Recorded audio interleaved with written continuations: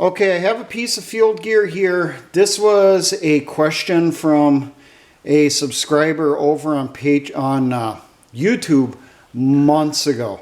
And this person asked, was there suspenders that could be worn underneath body armor? Because body armor will press an Alice suspender into your body, make it uncomfortable as you're moving along.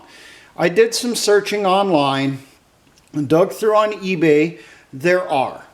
Okay, look for something like under body armor suspenders or suspension system, something along those lines. And you're going to find a bunch of them that are really cheap. And that's exactly it. They're very cheaply made, but you know what? They'll probably work. Okay. So we got a general set of black suspenders here. I modified them because they just sucked on their construction. This was literally how they were put together for what was supposed to be the connection to the belt that's holding up and the suspender itself. This little cheesy plastic thing will break quickly. So I started thinking about it, and then I realized, hey, I got some supersized buckles like this laying around in my repair kits.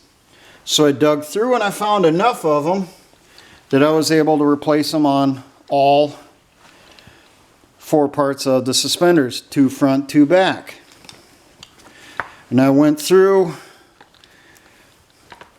cut the threads to remove this chunk of crap, and then put it together like so.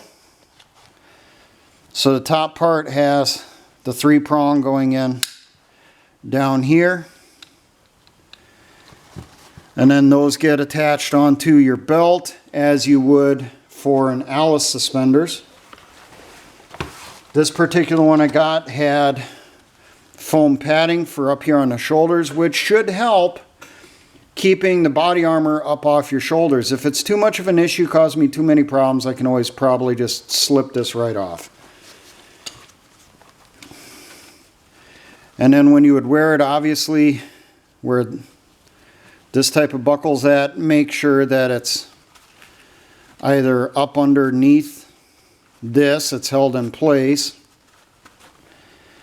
under here, so it's not going to rub into your shoulder. You're going to have some padding over it, because remember, over this you're going to have your body armor. Your body armor could be an extra 40, 50, 60 or more pounds depending on how much ammo you have.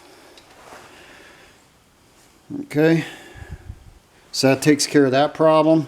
Not much you can do about the ones on the back.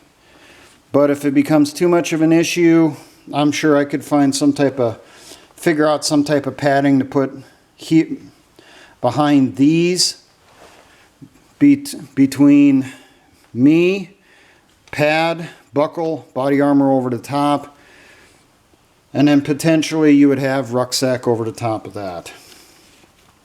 Now the belt this would be attached to, this should be your last resort. So you'll probably have a sidearm on it, pouches for the magazines. I would recommend having a compass on here. It wouldn't hurt to have a smaller IFAK on here, not normal size, just something really small, just a few field dressings in. Or you could do like this. Just put a couple of them on here inside old compass pouch, and then have a canteen or two on here. And then you're probably wondering, well, what about fire starting? Have it in your pockets. If it's real much of an issue, cause you a problem, you could always try putting a small, very small pouch back here, a general purpose pouch, which would have fire starting and potentially first aid equipment. Maybe a little bit of emergency food item, like an emergency ration bar, some bouillon cubes, that type of stuff. Maybe a small compact fishing kit, whatever. Why have it like this? Well, what if you're in a situation you got to bug out fast? You got to get out of the area, you dump your body armor. You know, the plates are shattered because you were taking hits on them. They're cracked, they're useless, you're out of ammo from the pouches on the body armor. You're bugging out as fast as possible. You're trying to stay alive. Drop that body armor on the ground. Well, you still got the weapon on here, magazines, hopefully knife, and some basic stuff you can stay alive, link up with other survivors, and figure out what to do from there. So there you go. They do make a suspension system for going under body armor. What's the name for it? There isn't any. It's just cheap Chinese-made junk.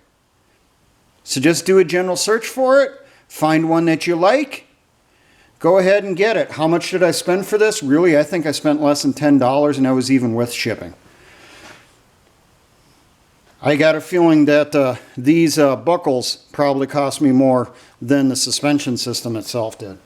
Now, for all my engineer brothers in the Patriot and Militia movements, always remember, essay ons.